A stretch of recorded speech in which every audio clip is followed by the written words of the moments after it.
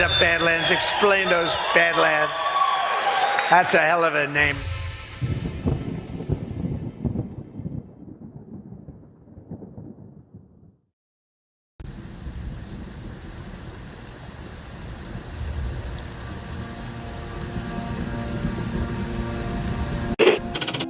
Mr. Vice President, I'm going off script again, I know, but I just want to personally thank you. We've been through some stuff.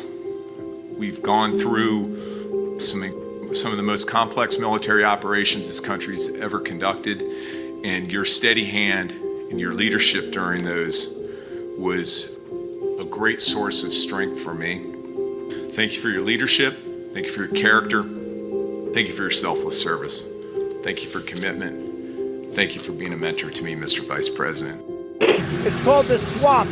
And you know what happened? And you know what I did? A big favor. I caught the swamp. I caught them all. Let's see what happens. Nobody else could have done that but me. I caught all of this corruption that was going on, and nobody else could have done it. Did I get that one right?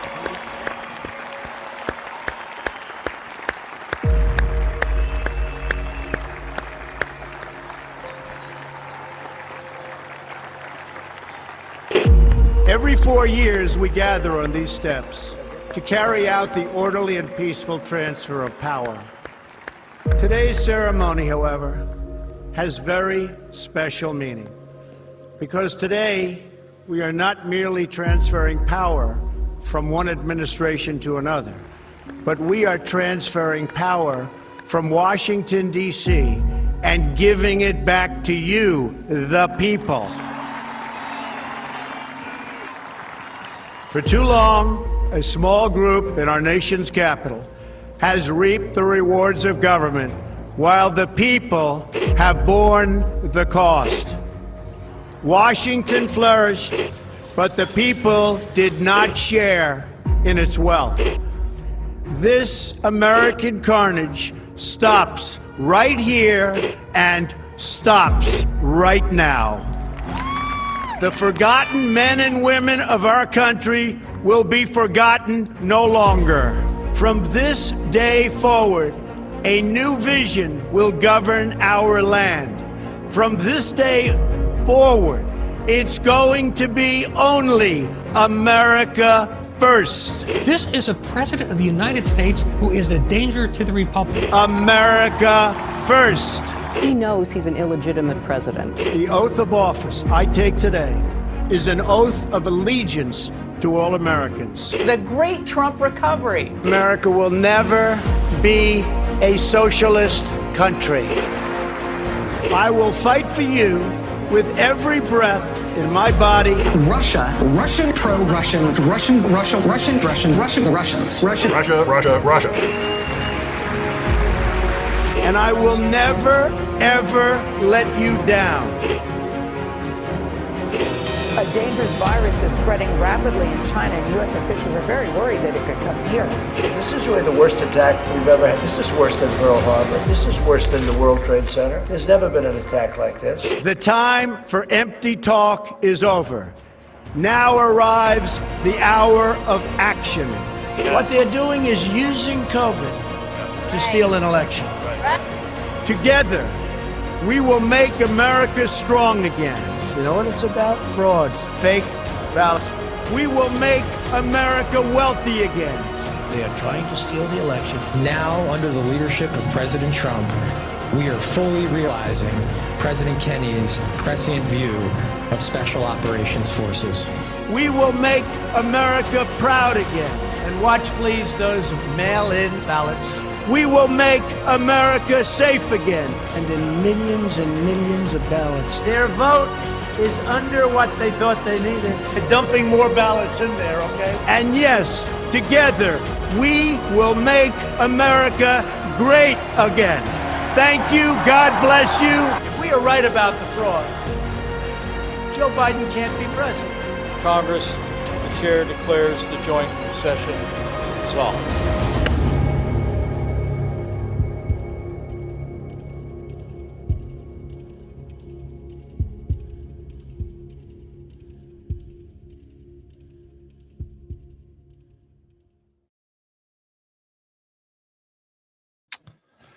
Well, good evening, everybody, and welcome to the Saturday edition of the Devolution Power Hour. As always, I'm joined by Chris Paul. Chris, how are you doing, sir? I'm doing great, John. I can just feel the authenticity and enthusiasm on that voice of yours there. Yeah. Big shout out to an early Rumble Ram we got from Micro Toolmaker for $55. Where we go, one we go all. Appreciate you, buddy. 5-5. Heck yeah. I'm not gonna lie. I've already told you I'm gonna make the audience aware too. This week I've been really busy. I've been working on this little side project, and I'm very excited for y'all to see the fruits of this labor. But this labor has left me disconnected. Let's just say that. I've been like solely focused on this thing, trying to get it done. And what I'm trying to say is, Chris, I have no idea what the hell we're gonna talk about. You're gonna have to carry us. Basically start every show now by announcing that you don't know what we're going to do. Well, the last 2 weeks have been like that because it's been that way. I get it, man. I've been working on this since like, I think I know it was the Thursday before last show we did. So I haven't been lying, and I have been doing my daily show. So I've been like keeping up on some news, but and that entire period you just described is also the government shutdown period. So happy shutdown. Yep. We're still here. Still going. Yep. We haven't had our permanent reduction in force notice yet. No. From the government. But some people are getting them. Yeah. Hopefully not enough. Yeah. Do we know how many? There are estimates in the thousands. I was reading in an article today, I think it was the Washington Post or maybe the New York Times, but about reductions at the CDC. Now they're worried because we're going into the flu season, whatever virus season is about to commence. And we're going to have a reduced staff at CDC and HHS. And I think they were talking about like 1,100 employees being released. And then there are some in some of these other agencies. So I don't know. I mean, it's not a lot of people. I was hoping for like hundreds of thousands. Maybe we'll get there. I mean, it seems like it's just being chipped away at. And, you know, every day or couple of days, we get kind of the next domino in the shutdown chain. As long as it doesn't stop, who knows where it could go. Somebody in the chat says reduction in force numbers that Josh gave last night. I don't know what numbers those are, but you should let us know. Old School 69 says, John, remember how your mom knew someone who was impacted by the shooting? My best man at my wedding works for the government and is on furlough from the shutdown. His job is not a waste. So let's see. Well, I appreciate the rant, and I understand the context of you knowing somebody, but what was his job, if you can say? Because it wasn't essential. Like the government itself is admitting that. It's also not an offense to a government worker for us to suggest that the government needs to be smaller. And the only way that can happen is by government workers being removed. Like, sorry that that's the bad part of it, but it still has to happen. And it's worth remembering. And again, I understand hashtag not all government employees, but government employees were the people who made it so that people like me lost their careers in 2020. So I'm not, my level for sympathy is very low. Yeah, especially when we're talking about this is what our tax dollars goes to fund. Like that should be the most scrutinized bit of job there is. Like every one of them should be scrutinized. Yeah. And most of their jobs shouldn't exist in the first place based on the fundamental rules that supposedly govern us. Yeah. Angie K says the education department I heard got the biggest cut. And that's interesting because I was told by Trump himself that he was just going to eliminate that altogether. Yeah. So why hasn't that happened yet? Yeah, but I mean, we could just be stepping down from those things as well, you know? And maybe that's just how the whole thing's going to go. We've seen incremental progress on all of the lines that we pay attention to, right? Yeah. Which are different than the things that the mainstream is paying attention to. So we will be happy about things they're upset about. We'll be less than enthused about things they're going crazy for. That's just the way this has kind of always gone. Yeah. It'll be interesting. I think there's one other rant that I missed so far. It's $20 from Secret saying best DPH of the week. And I feel like I should refrain from commenting on that, but Chris, you by all means, man. Yeah, I would say probably. It's definitely Well, top also, two. I mean, Burning Bright has been hilarious the last few weeks. Yeah, he's been on one. Yeah, I've been just sitting there laughing while I listen to you guys. See, I didn't realize you listened. I do. I'm humbled. I don't always participate in chat, but I try to like know what the other show is talking about. You know? Yeah. Do you remember what we talked about last week? Because I don't. Yeah. Well, anyway, how about we do this? Let's get a quick word from our sponsor, and then maybe like we could talk about the China stuff. I do think that the China the Truth Social post from Trump and the whole he's sent hostile letters, which is exactly what Trump was doing like 2 months ago to everybody. I think that's an interesting one. And then some of like the mainstream Twitter reaction to it. Like, I don't know. I think they're finally catching up to some of the talking points we've had here. So that's interesting. You want to get into the Venezuela stuff, and I will already say that's way over my head, but I'm happy to discuss it, especially because of the Nobel Peace Prize. There's a Michael Ellis thing we'll discuss because he did something interesting. There's one other thing. The Devo proof from what was going on during the Biden term over in the Middle East. And we'll see what happens. And if you guys leave us Rumble rants, we'll keep reading those and adding that to the discussion as well. But first up tonight, we got a little bit of CB Distillery. Let me make sure I got the right ad read here. Hold on. I was just in the wrong tab. So this is a great start. All right, there we go. And that's not it either. There we go. Okay. Guys, you know those nights when you just don't sleep and then the next day you're dragging, exhausted, and everything feels just that much harder? That's where CBD from CB Distillery can make a real difference. But it's not just sleep. CB Distillery has solutions that work with your body to help with stress, pain after exercise, and even mood and focus. It's all made with the highest quality, clean ingredients, no fillers, just premium CBD. Imagine waking up rested and enjoying your day without those nagging aches and pains. That's the real win of CB Distillery solutions. That's why over 2 million people trust CB Distillery. So if you're ready for some better sleep, and that's if you're going to take it, I'd take it for that. Less stress and feeling good in your own skin again. Try CBD from CB Distillery right now. You can save 25% off your entire purchase at cbdistillery.com. Use promo code DPH. That's cbdistillery.com, promo code DPH. Specific product availability depends on individual state regulations. There we go. We also got a little Love Litters. Good friends over there. They've been longtime supporters of ours. Hope they come to another guard here soon because they are great people and they have fantastic products. Attention all you Badlanders with purring pals and feathered friends. Say hello to Love Litters. 100% pure kiln-dried wood, free from chemicals and oh so kind to Mother Earth. No dust, no mess, and no toxins. Just a lightweight solution that's gentle on your wallet and even gentler in your home. Their biodegradable litter is crafted from wood destined for landfills, giving it a new purpose in your pet's life. Cats love it. Love Litter's astonishing formula works like magic to neutralize that notorious cat urine odor, keeping your home pine fresh and welcoming. For bird lovers, it zaps moisture from bird droppings, crumbling them away, all while being safe if pecked at or ingested. And for reptiles and critters too, their mix is crafted to dilute the pine scent, ensuring those little lungs stay happy and healthy. Plus, every 30-pound bag of Love Litters will last up to 6 months, saving you money. Transform your pet care routine today. Visit badlandsmedia.tv/litter. That's badlandsmedia.tv/litter, and breathe easy with a litter that loves your pet as much as you do. Awesome. Okay, what did I say we're going to start with?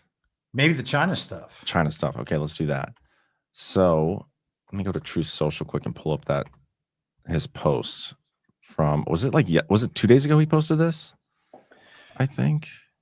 No, I think it was in the morning yesterday.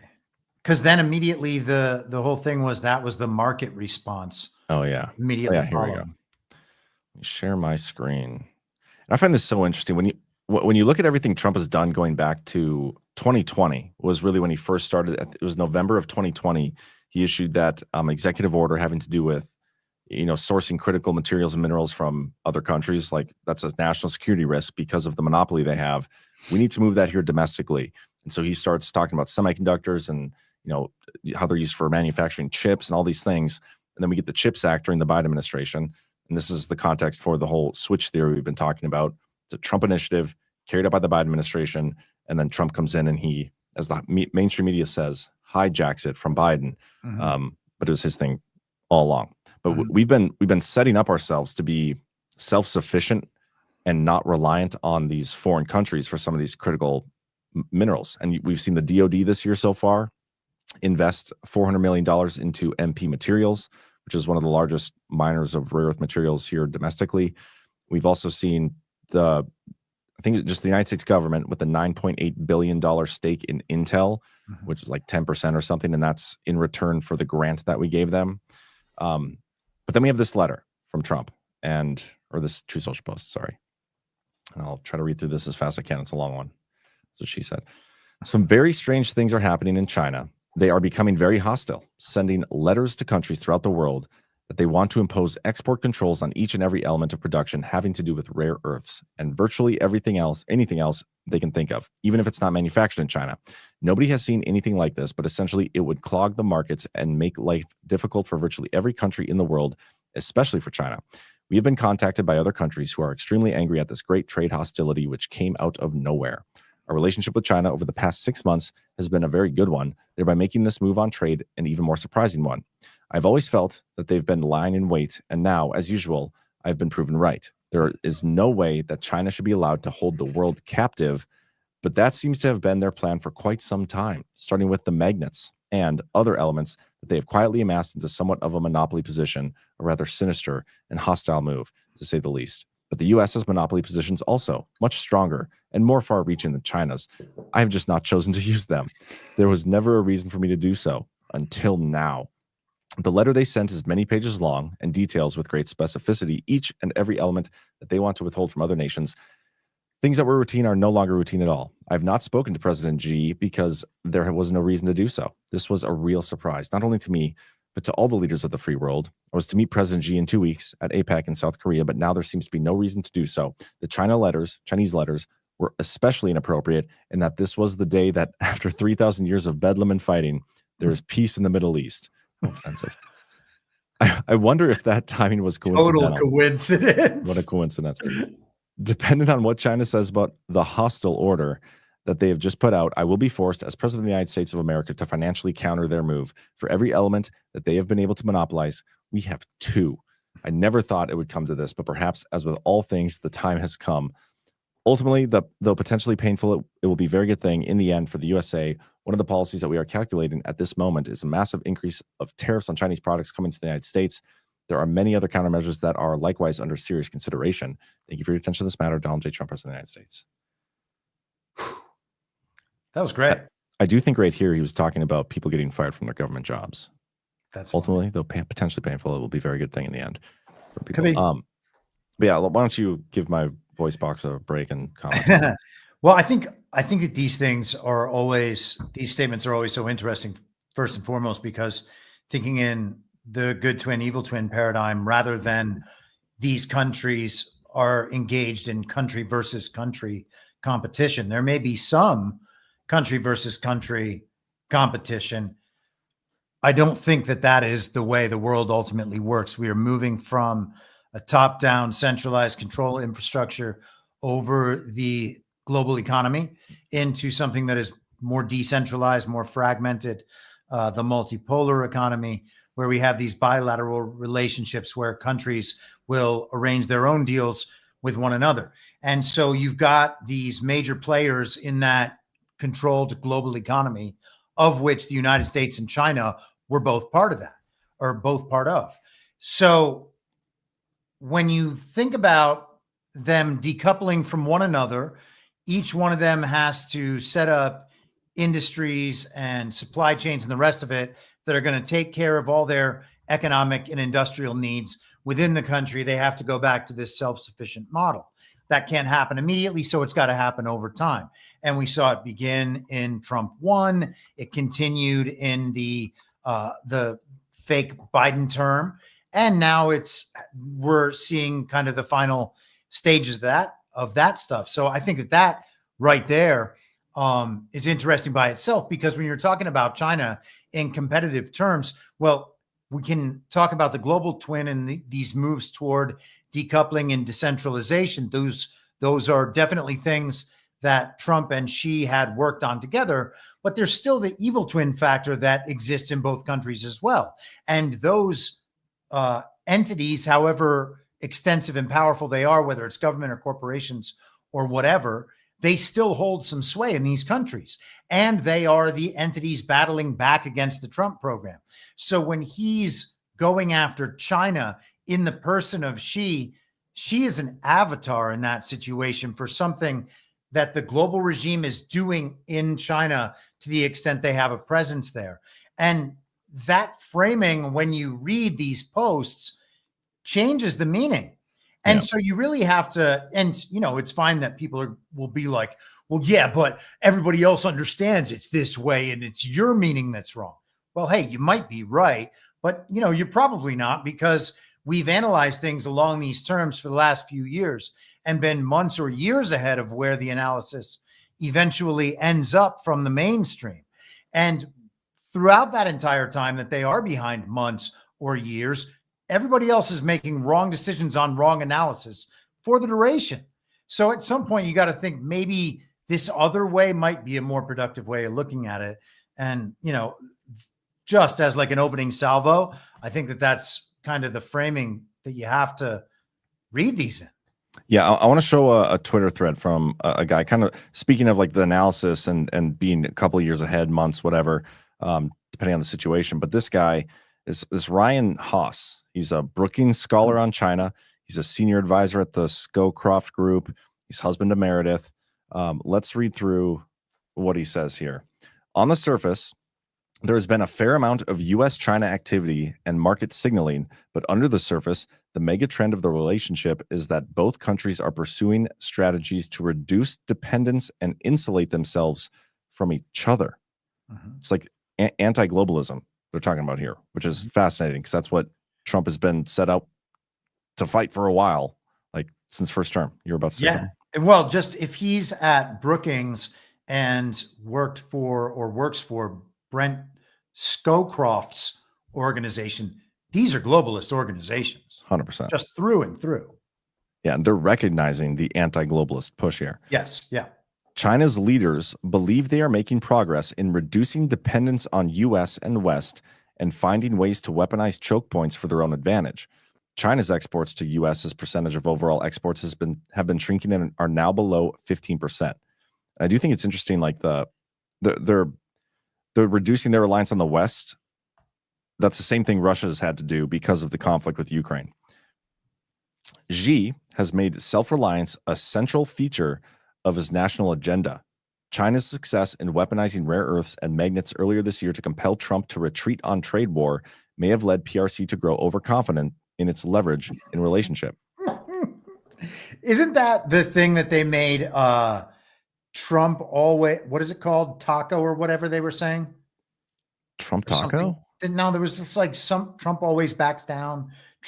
I can't remember what the acronym they used for it was, but this was the sort of thing they were talking about. Like, oh, Trump lost the trade war. Well, now the guy's kind of turning that around. Remember when we thought Trump lost the trade war and said that to you? Turns out he didn't.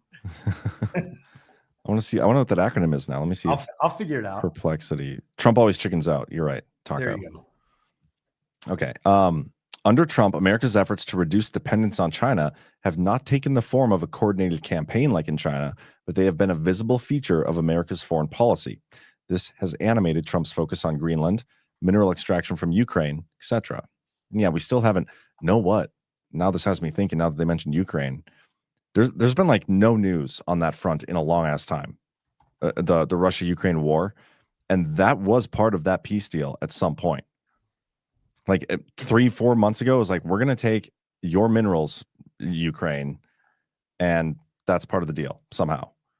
Remember what, now that you say the time frame, especially, we are coming up on what, the 4-month anniversary, sorry, since, not anniversary, you know what I mean, but since the 12-day war started. And I mean, maybe that's the marker. Have we heard much about Ukraine since then? It's like you could forget the war's even happening. It's like it's not happening or something. It's crazy. And what's even crazier is that there are like literally thousands and thousands of people dying every day I know during this war. Yeah. Trump keeps saying it. 7,000 people a day, just every day. He just no one even talks about it anymore. He forgot to say it for a while, but it's probably still happening that way. Yeah. But my point there was saying that is like, it doesn't matter if China is taking or has like a monopoly on rare earths. If we're getting some from Greenland, we're getting our own up and running, and then also we're getting a whole bunch from Ukraine in exchange for the grants that we gave them, much like we gave Intel a bunch of grant money and we're getting 10% of their equity. If it turns out we gave Ukraine grants, yeah, we'll take 50% of the minerals that you have there that we want. I still think that is going to be part of the deal, and I still think Zelensky's not going to be there to sign it, as they've been saying. But anyway, that's a side point. Continued. There was a tacit understanding that a pause in escalation worked for both sides. It gave them both time and space to build greater self-reliance. Trump's strong reaction to China's new export controls suggests that he felt like Beijing broke that tacit understanding. I expect there will be more twists and turns before Trump and Xi arrive in Korea for APEC. I do not expect either side to make major concessions to the other, though I do not anticipate either leader will retreat much from this current position between now and the end of the month. If the two leaders end up meeting in Korea, it will be to set a course and direction and boundaries around future competition. Beijing will want to use the meeting to signal greater stability and predictability in the relationship. I would not bet on major deliverables. The end. I don't know, man. When I look at Trump's post, just generally, it seems fake. It seems like he's the one creating some sort of fake narrative. It's silly on its face just based on like the letter thing. Like it's a hostile letter that they're going to dictate to other countries what their economic relationship will be with them. Like the horror behind that, considering he literally did that to every country in the world in a very public manner when you would post them on Truth Social, like, hey, fags, this is what your tariffs are going to be with us. It's the same exact thing, and he's acting like it's the end of the world, and he's taking offense to it coming while he's negotiating peace or whatever. Like, come on, bro. Like, this is clearly I don't know. Just calling the coincidence into bringing that into the public conversation by Trump, I think is really interesting, because the economic adjustment yesterday that is being blamed on these statements from Trump and that move from Xi, all that seems pretty silly. Like, that's not what's happening.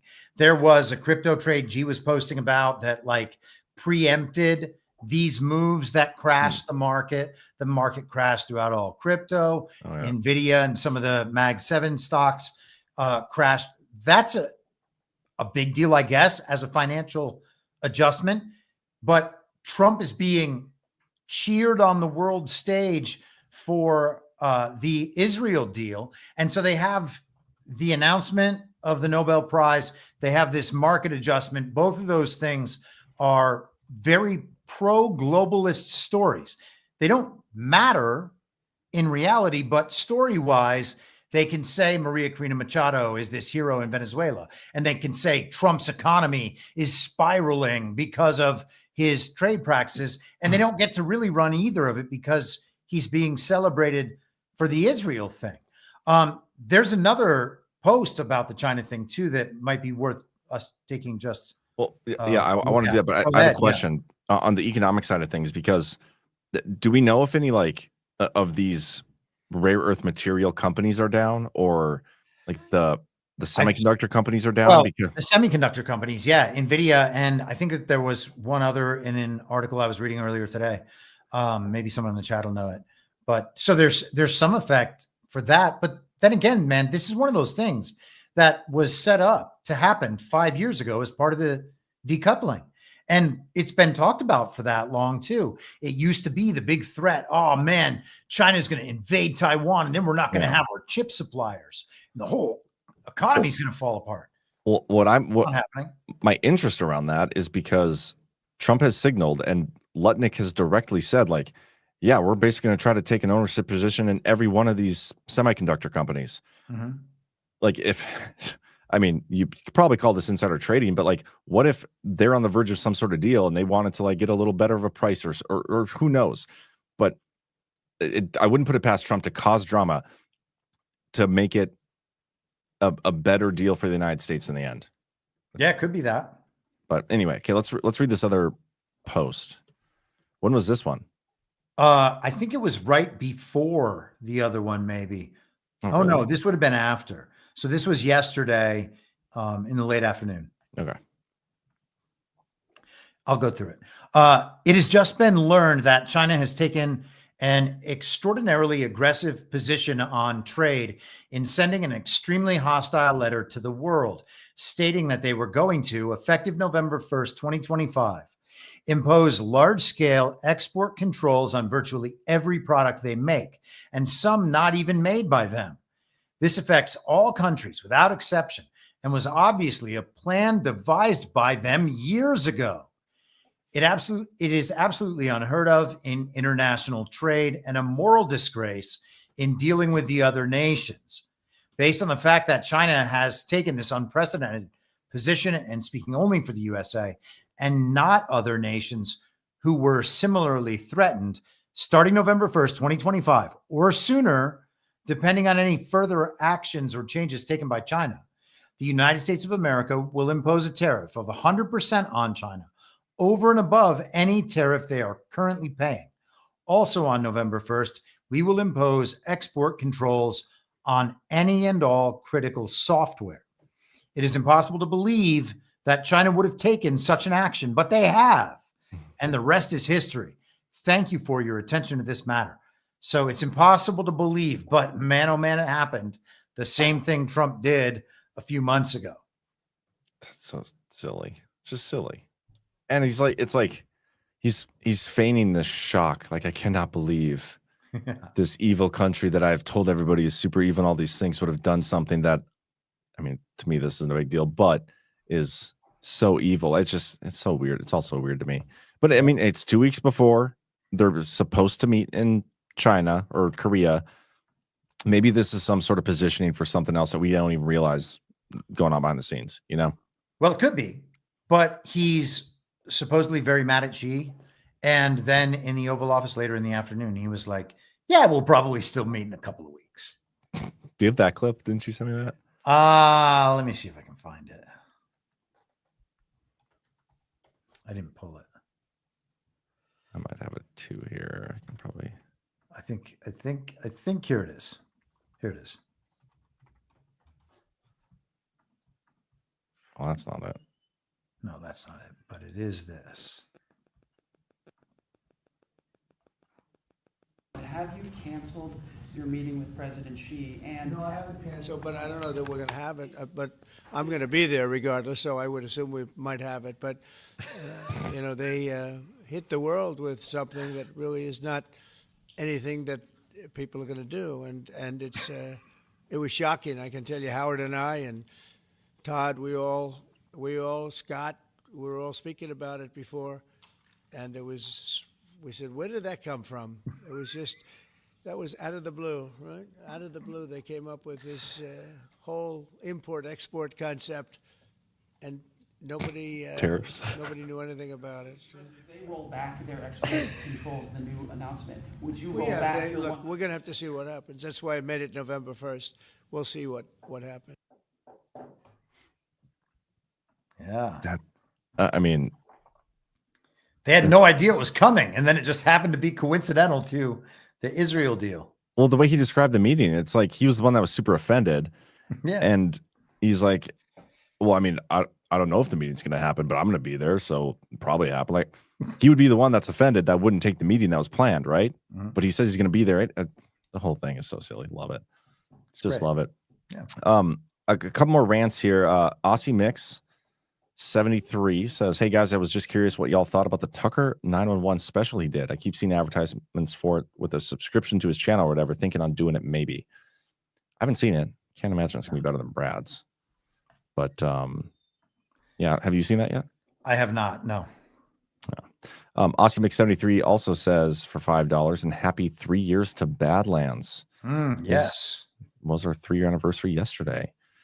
Tried to send $3 and even $30 and couldn't. So here's $5. Clearly did not try $300, but we'll take the $5 and appreciate it anyway. Old School 69 tried to order soft disclosure deodorant, but had tech issues. Cheryl from Badlands responded to my email immediately and was able to remedy the issue with my order. It shipped out yesterday. Love Badlands. Wow. Awesome. Thank you. Human intelligence beats the machine. Yeah, Cheryl's great. We'll get to some more as we go, guys, so keep them coming. Is there anything else you want to talk about on the China stuff? I'm curious to get your thoughts on the Israel situation, because didn't that peace deal happen Wednesday? Yeah, I mean, I guess that's what's happening today. There was some celebration, some rally in what they call Hostage Square, something that they made called Hostage Square. Well, of course, they made it up since the paragliding go-kart incident. But yeah, they said that there's 100,000 people there. Witkoff spoke, Jared Kushner spoke, Ivanka apparently was on the stage. I didn't watch a whole lot of it. Apparently they booed Netanyahu, which proves everything. Netanyahu has been subject to a color revolution over these years. And I wonder if these crowds forming are going to push ahead in that same direction again. It's not normal for that many people to come out for a good reason, unless, I guess we had that on J6 and who knows. I have the clip. You and Ghost have opposite opinions on Bibi, right? I think that we both see him as doing similar things and producing similar results, but for different reasons. Gotcha. That is interesting. I forgot about that. Okay, let's take a listen. To Prime Minister Benjamin Netanyahu. Oh. That's 100,000 people. Well, this clearly is not, but there are some down the street. I mean, this looks like 5,000. Okay. Yeah. Okay.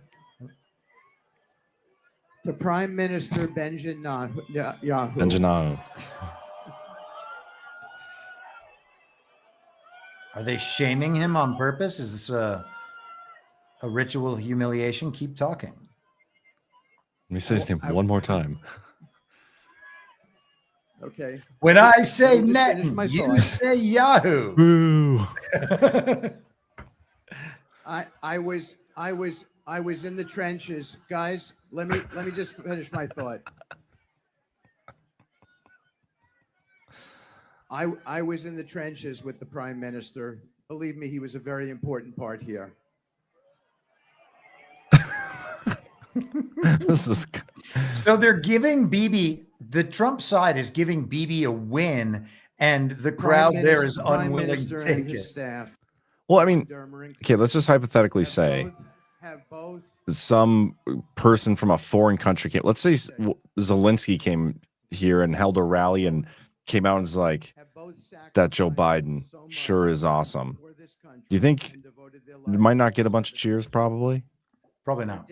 Probably not. To the history and destiny of this nation stands out. We don't have to listen to the whole thing. Yeah. But crazy. That is crazy. Yeah, I mean, we'll see. I have very kind of outside the box opinions about all of these foreign conflicts. I mean, man, there's a construction project happening there. And, we're getting shown war stories on television. And now all of a sudden a 3,000-year-old conflict has been resolved. So even though it's not 3,000 years old and blah, blah, blah. Yeah. Do you think we're going to get the Riviera of the Middle East? Like, it was that part of this deal? I don't think it was. Man, I think all that stuff's already deep in progress. Really? Yeah. Well, I think that stuff's going to be built up around the Ben Gurion Canal, which will eventually be finished, and these different pathways. And we'll see, man. I'm not over there, Yeah. Like, is there anything that you've seen that has led you to believe that stuff is well underway already? Patterns on how things are happening in the world in general and how trade routes are being changed and transformed, which, we're talking about major choke points in global trade. That's one of them. And it's there are clearly people who have long-term, decades-long plans to change the shape of that region. And I think that stuff's marching forward. Gotcha. And so if you wanted to stop that, how would you stop it? If you could control, maybe not military per se, but what's that? Who's trying to stop it? Well, I mean, if you're the global regime and these are anti-regime projects, then you would want to be attempting to stop these projects, get them shut down, change the way that the public perceives them, so that you can outlast whatever push is coming from the opposite direction, and then take the story back over at some certain point. Sure. Well, in this case, wouldn't that be continuing the conflict in any way possible? Yes, and that's exactly what they've been driving for the entire time. Yeah. And it's actually been hitting Netanyahu from both sides. They had the leftist side of the color revolution working to remove him, while they were trying to make an even more Supreme Court that could control the country the same way that they have done in Brazil. And then they've got the neocon, quote unquote, right-wing faction, even though it's not on the right. It is on the right when it's in the Zionist construct, but it's not actually on the right in any sort of decentralizing anti-state construct. But they were trying to keep whatever conflict going and whatever conflict stories going for as long as possible. Yeah. I mean, that's just what I find interesting, because I do tend to lean towards Ghost's side of things, where BB is not, like, his motivations are not in line with Trump's. Like, he is part of the ones that wanted to, like, keep this conflict going. And the fact that this deal was signed in the first place, regardless of his intentions, is interesting to me, because I never thought it would happen this way. I didn't know what was going to happen. I thought we'd get more exposure first, and I thought that would lead to, like, the forced peace deal, but maybe the peace deal needed to be signed for some form of exposure to come. I do think we're going to try to see some, like, reneging on this somehow, or some reason for somebody to renege on the deal, but maybe not. Like, I don't know. Just the whole thing it was a little unexpected in terms of how I figured it would play out. At some point, you would think that the cycle of these stories has got to end, right? Like, at some point, the reneging on the deal, I don't know. But at the same time, Trump stopped, or at least we are told Trump has stopped a number of these other conflicts.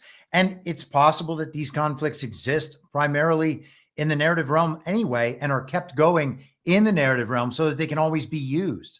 The India-Pakistan thing, the Rwanda thing. You can just go through all these various conflicts that Trump has announced as solved, if not actually solved himself. And that's the thing, though. Like, these are old conflicts, though. But that's so. I haven't been awake a long time, right? But I've been pretty actively involved in the info stuff for the 4 years. Like, I'm every day online reading stuff.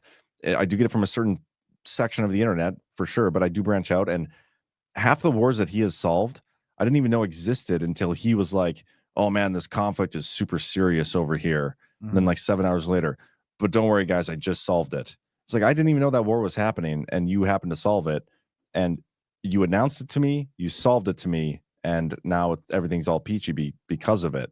Mm-hmm. The conflict itself, like, had no effect on my life before that, mm-hmm. and it's one of those things where I had no reason to even believe that conflict exists. I have no reason to believe those countries exist. I don't even have a passport, bro. I've never been anywhere. So that shit to me is like, I don't know. I don't buy that. Those ones are funny though, because I do like the narrative of Trump, like, solving a conflict and watching the left freak out, because no matter what, the left has to, like, somehow find a reason to hate him for it and justify it not being a good thing. Yeah, I would just say, thinking about the world that it seems like we're moving into and that he's trying to create, and he's trying to get people to understand, if that is indeed what he's doing. One of the justifications for our never-ending global adventurism with the war machine, one of the ways that thing can continue is by always having these long-term conflicts all around the world, that at any point we can hear, oh, this country is developing a nuclear weapon. We need to attack them. This country is involved in a civil war and it's a genocide. We need to go in and stop it. You know, we've heard these stories throughout our entire lives. We watched them do this in the Middle East between, was it Desert Eagle and I guess just a few years ago when Afghanistan ended, we had 25, 30-year period of constant, spreading of democracy in the Middle East. And so if you can take those long-term, decades-old conflicts and tell everybody, hey, these are over, well, same thing with, getting rid of Iran's nukes. Now they can't use that story to threaten us and manipulate us anymore. Yeah, I mean, it's a good point. You're right. You're right about everything you said. I was just giving my, 2 cents on it. Right. And I don't know that that's right, but it does seem to fit the pattern. Yeah. And if people believe that all of these conflicts have been resolved and the leaders of those nations are thanking Donald Trump for resolving them, well, that's kind of off the table now. Yeah, absolutely. So I'm waiting for Russia, Ukraine. That's one I think that's going to be most interesting to be resolved. Another story I forgot that we have to get into at some point is the Dominion voting. Yeah. So I think that's an interesting one. But where were we going with that? I was just asking you about it, right? Yeah. You were just like, what do you think about Israel? Okay. How about let's talk Venezuela and some of this the Nobel Peace Prize thing, because there has been some funny things there. You sent me a link. Here, hold on. I downloaded the video, so we can just. This is the Nobel guy over in the Norwegian committee, and there's an announcement video which is all right, but he kind of goes back and forth and explains their thinking behind awarding Maria Corina Machado the Nobel Peace Prize. And I think that you can hear every note of the globalist symphony played in this little clip. Okay, let's do it. Vatne Frydnes, chair of the Norwegian Nobel Committee. You decided to award the Nobel Peace Prize for 2025 to Maria Corina Machado, the opposition leader from Venezuela. Why? Because she is an extraordinary example of civilian courage. She is the leader of the opposition, and in 2024, the opposition came together, stood up to the dictatorship in the country, and won the election. Even though the regime is still clinging to power, they are a force of peace and democracy. You say dictatorship. Venezuela is run by the autocratic president Nicolás Maduro and his socialist regime. What signal are you sending to President Maduro with this prize? Our message is listen to the people, accept the election results from last year, and start a peaceful transition from dictatorship to democracy. But it's called the Nobel Peace Prize. It's the most prestigious peace prize in the world. This is a prize Can you for pause it for a second? democratic activists. It outranks all the other peace prizes. I didn't even know there were other peace prizes, but just that whole exchange of like, what message is the Nobel Peace Prize Committee trying to send Maduro? It's like, just accept that you're a dictator and let us put democracy there. Like, you just imagine Maduro being like, guys, I'm sorry, but I finally got the message from the Nobel Peace Prize Committee, and I'm going to step down and give you the democracy. Like, this is gonna change his mind. It's just absurd. This is hilarious, man. They've been doing this for the better part of a decade, at least, with Maduro. And, we went over that International Crisis Group report from March 11th, 2020, and it's the same conversation in there. They want to take over the election infrastructure, hold early elections, declare that Maduro has lost, and then remove him. And it's never going to happen. Never. Anyway, keep going. Sorry. It's opposition leader. How does this prize fit into the will of Alfred Nobel? This year's prize fits all the three criteria set in the will of Alfred Nobel. But first and foremost, because democracy is a precondition for lasting peace. And we know. Let's just pause there for a second. He just said democracy is a precondition for lasting peace.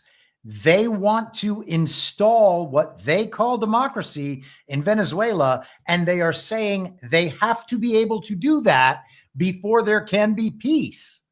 That's like a threat. They're the ones clearly causing the conflict. That's insane, man. The best you could say for Maria Corina Machado is that she is being used by these people as a pawn, but not actually playing the role they are communicating to the world that she's playing. But that's a stretch. And what kind of country wants a female to lead it anyway? Like, there's no way the people of Venezuela want to be led by a woman. Change my mind. Yeah. Well, I've Just heard kidding. they're eating the dogs and they're eating the cats and they're eating the pets of the people that live there. That's true. They do that in Idaho or Iowa or something too. Illinois, Ohio. I don't know. I don't remember which one. While we're on that subject, and Dogs and cats. It's totally possible that Venezuela's economy was crushed when the global regime was removed, because that's what they do. They tried to crush Russia economically by attacking the Russian people, devaluing their money, cutting them off from the world financial system. That's what they always do with these other countries. Yeah. And so to do that and then be like, look at that, they're poor. That's not a critique of their sovereign nationalism or their ability to be self-sufficient. That is the global regime portraying to the rest of the world, our system has been taken away, and now that country is crushed by what we believe are the proper standards.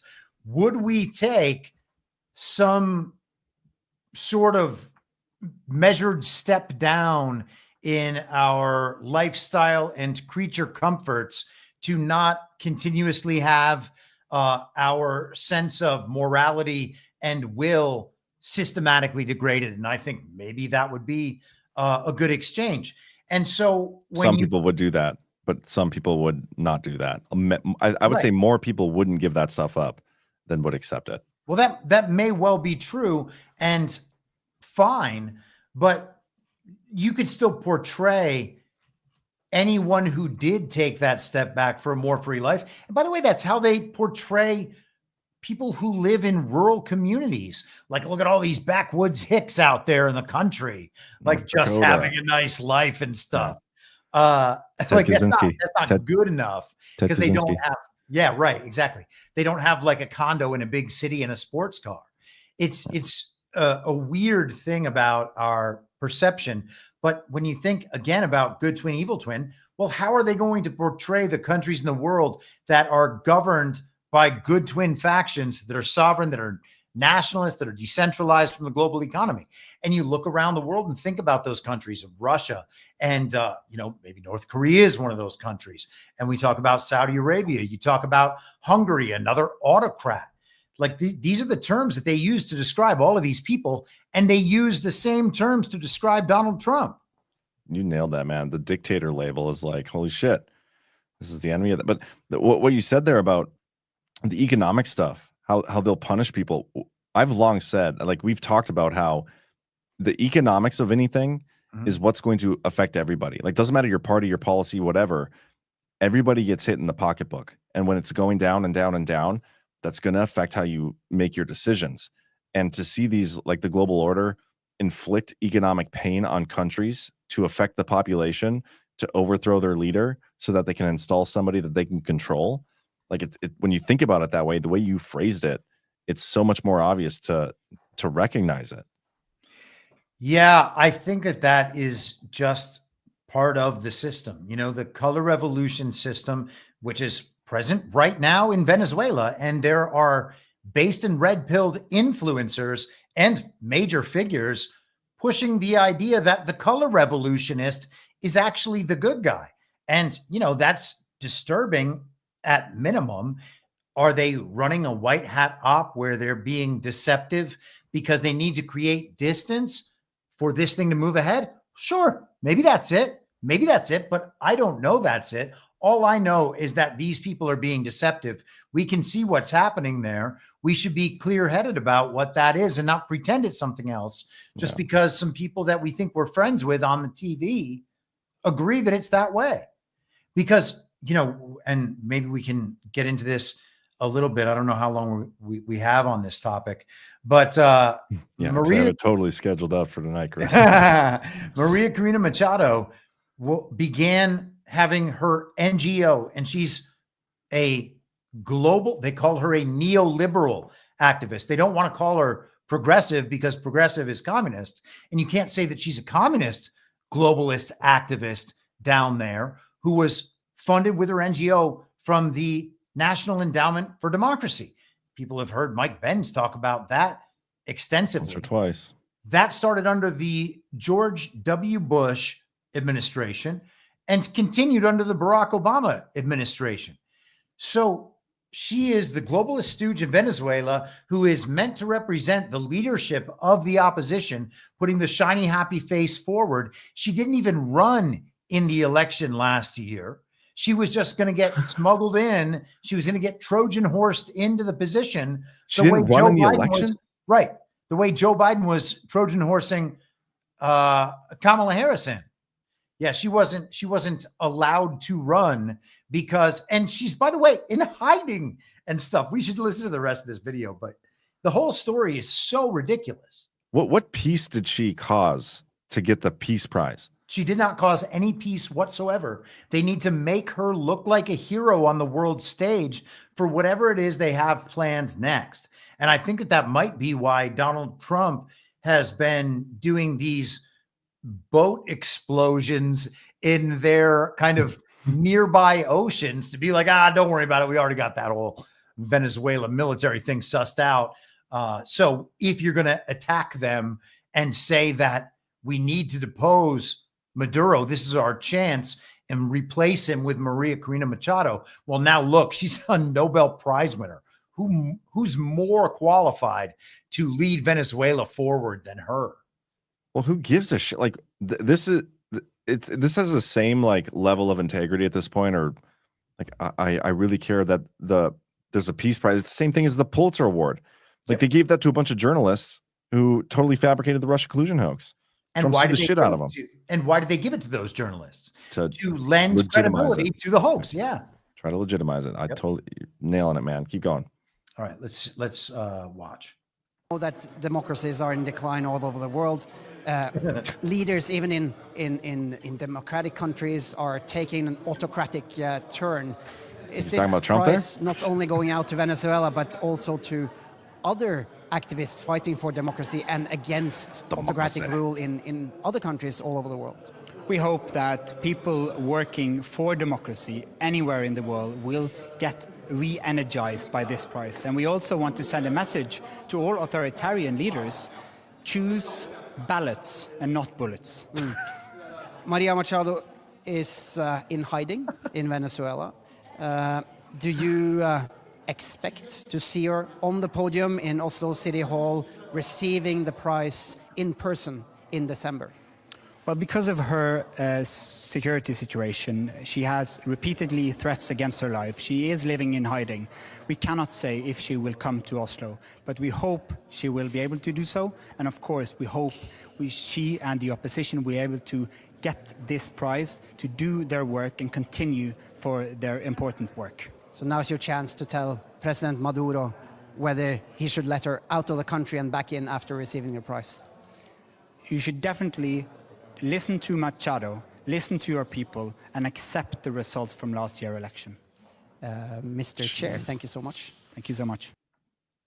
I wish we could just like ban the word democracy. I'm so sick of hearing the word freaking democracy right now. Yeah. But that slogan, choose ballots, not bullets. I feel like we need something of the inverse on a shirt, but maybe that won't play well. Choose bullets, not ballots. That's probably not a good one to put on a shirt. No, you don't want to do that. Maybe can we do like a billets? Isn't that like a army thing? Or ballets? Yeah. I think billets are like job slots. Job slots. Huh. I don't know if that's right, but I think it is. Maybe it's a bad idea. Yeah. I mean, we're not going to think of the perfect slogan now. We might, but maybe not. Yeah. So Trump posted 2 Truth Social posts at the same time yesterday, 10:15 or 11:15 a.m. These are, let me pull these up. Let's start with this one. Here he is reposting Maria Corina Machado's post. And she says, this immense recognition of all the struggle of all Venezuelans is an impetus to conclude our task, to conquer freedom. And this is translated, so who knows if that's an accurate translation. We are on the threshold of victory, and today, more people than ever, we count on, I think that she's saying more than on anyone else, we count on President Trump, the people of the United States, and the people of Latin America, and the democratic nations of the world as our main allies to achieve freedom and democracy. Venezuela will be free. So Trump did not give any comment whatsoever to the win. He just said that he just showed the image of her thanking him. And then at the same time, he posted Putin and said, thank you to President Putin. And I don't know that we need to watch all of this, but there was, if we went to the original post, he's talking about the award being given for people who have done nothing for the world. That's Maria Corina Machado. And he's talking about Trump when he says he solves complex problems, crises that last for decades. And so Trump thanks Putin for Putin talking about how that Nobel Prize is not deserved at all from Machado. Yeah, man, that's fascinating. Did Trump give any other comment or anything? Even like, I'm not going to say no because I might have missed something, but I haven't seen anything else. That's just fascinating. The Venezuela thing is it's perplexing to say the least, because even some of the public facing stuff that Trump is doing towards Venezuela from his first term and now, it's like they are really leaning into the fact that the idea that Maduro is this bad, awful thing and not an enemy of the regime. But when anytime we have these discussions and you like lay out your case for it, it's like, holy shit, like this is like what he does with everything. Yep. And it might not be that way. Yeah, it's just the same. I mean, this is the same pattern. And it's funny that Putin's saying that because, of course, Russia is an ally of Venezuela. China is an ally of Venezuela. Trump is, he says all the time, good friends with Putin and Xi. There's, if not coordination, at least similar motivations and similar agendas being followed here. And then we've got leaders of other countries, like, again, Saudi Arabia.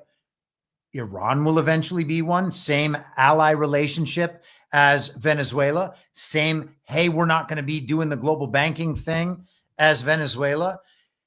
North Korea, we saw the whole thing happen over the last, I guess, 8 years with Kim Jong-un. Again, that's another war that has lasted for 75 years. The Korean War is not over. Like the North and South Korea is not a real country. It's just Korea. And then in the South, there's an American military occupation that has lasted since the Korean War that has not ended. And so, you know, these situations all have to be resolved around the world. They're clearly getting resolved only in one direction. The pattern is the same with all of these. And it's just a matter of breaking the regime media's portrayal of these other countries and their leaders and what they're actually doing there. But Maduro says over and over again, we are working to shut down these drug cartels. We are happy to work with Donald Trump on XYZ. You can find video of Maduro being like, yeah, you know, Trump and I would have been really good friends, but it turns out he just doesn't like us. And it's like, we've seen this happen with all these other countries. Yeah. Are we really going to pretend that this one is different? Because like Elon Musk said he was going to fight Maduro and he called him a burro and said he was going to like blast his mustache off from outer space and challenged him to boxing. I mean, it's all so stupid. And maybe it's intentionally stupid so that we understand how comical and ridiculous all of this is. What you said there is kind of, to me, again, the crux of it. It's breaking the mainstream leftist media spin on all these different stories. And if that's the case, and Trump knows that's the case, when do we see them start chipping away at that? I mean, I think that's what's happening. I think that this is kind of, again, just a narrative like stepping down. The Maria Corina Machado thing, if I don't know how anyone, even though there are communicators who people believe to be on our side praising this, I don't know how any of us receiving that messaging are taking that seriously. The Nobel Prize is meaningless. Yeah, I don't think anybody gives a shit. Well, maybe, but there's a lot of people on quote unquote our side who are convinced by those public communicators that Venezuela is the bad guy in this situation and that Maduro must be removed. We're America first and adhering to the Monroe Doctrine, but still we have to go down and remove and depose the leader of an oil-rich nation on another continent? Yeah. That's not what America first is. I mean, there are some bigger names on Twitter that are trying to make it an issue. I agree with you, but I'm just thinking of like your normal everyday, thinking of my dad, for instance, who, by the way, had a great text to me today. I forget. I was going to say this earlier. My dad texted me today and said, Donald Trump can make peace with Hamas, or he can make a deal with Hamas, but he can't make a deal with the Democrats. He never texted me about politics or anything. I thought it was hilarious. But anyway, just thinking of my dad, like, my dad doesn't give a shit who won the Nobel Peace Prize. My dad doesn't give a shit about Venezuela. Yeah. Like, how many other Americans like don't give a shit about any of this stuff? It's only the people that are trying to make it a thing so that they can later justify whatever they want to do in that country. But most people just don't give a shit about it. So why even bother playing around with the narrative of it? Like, yeah. You know, there's one more thing I want to mention when we talked about the poor thing before. I was thinking this morning, did you used to watch the Ali G show? Don't even know what that is now. Wow. Okay. So there's this comedian actor named Sacha Baron Cohen, and he I know played that guy. Okay. So Borat? Borat. So yeah. Borat's from Kazakhstan, and the American mainstream culture's understanding of Kazakhstan is that it's a poor backwards nation because the only thing we know about it is Borat. And then you can like look up, I think it's called Astana, their capital. And it looks like it is from the future. Look at this. Here is the capital of Kazakhstan. So this is a country that is portrayed to us as backwards and impoverished, etc. And then that's what it looks like. Yeah, it looks like a globalist. Was that the World Cup trophy in the middle? Looks just like it. It's probably some weird occult esoteric symbolism, just like that. That looks like kind of the US Capitol. And wow, that actually looks a lot like the US Capitol. I wonder what, did they get some Freemasons to go over to Kazakhstan and design this shit? The White House? So yeah, I mean, basically, look at that. What the hell? Look at that. Look at that. What is this crazy? Place? My only exposure to even Kazakhstan, like, and anything about them besides Borat, is Hunter Biden and the Biden family corruption stuff that they had going on over there. There you go. Yeah. They got corruption going on all over the place. Didn't we just get, what was the Hunter story? There was some concern from the illegitimate Congress and Senate over the Biden business dealings in Ukraine. You know, I saw that story and a lot of people were kind of dunking on it because obviously it's bad for Hunter Biden or bad for Joe Biden or whatever. I mean, I don't care about them. They're characters at this point. Joe Biden wasn't really president. Hunter Biden's probably an informant. So why would they be looking to push this onto the Bidens? Well, there's a lot of other people wrapped up in Ukraine corruption. And so if it gets delivered to the public in the Biden package, great, but there's a lot more there. That story that we got this week was retarded, bro. That's what I'm saying. Let me pull it up. Let me read the first paragraph. And remember, the Hunter Biden corruption story is one that's like, yeah, obviously there was corruption here, and obviously they didn't actually look into it. And now the story that Just the News and John Solomon, the guy who's leading the charge on a lot of this disclosure stuff, wants us to know is that the FBI had 3 informants reporting Biden corruption in Ukraine, but they did not thoroughly investigate those claims. Like, yeah, we fucking know that, bro. Like this is not any sort of revelation. To me, this is them. Okay, guys, we're about to drop another big news thing here. We want you to be refreshed and, well read up on what this story is here. Remember, these guys were doing all these corrupt, shady things. Here's an update on everything. And then boom, we're going to get some sort of update on it. This is what they do with every story. Every time they want to give us a refresher. Because this is nothing new. Again. Yeah. You got to get the backstory in there again. Make it seem like it's breaking news so everybody has a look at it. But to circle back around, when we are encouraged to believe that a country is a certain way, that it's impoverished and the rest of it, it's probably because they're not adhering to the program the way the regime desires. And then they take the global propaganda media and for decades will blast these messages in so that everybody in a country believes that that's the enemy. I mean, we can look back at the 80s and 90s and how they portrayed Russia in the movies. And then all of a sudden it's like, well, the Russians aren't the bad guys anymore. Now it's the terrorists in the Middle East because we had to have a reason to stay in the Middle East for 30 or 40 years, right? So you just convince the entire country that those people pose a major threat to us, and then we can send our military there forever. Yeah, man. Especially having the movie Borat, like they were clearly trying to offend those people in some way. That movie is hilarious, but I remember that coming out, and I mean, it's so stupid now looking back at it, but at the time I was like, this movie is just a masterpiece. This movie deserved a Nobel Peace Prize, in my opinion.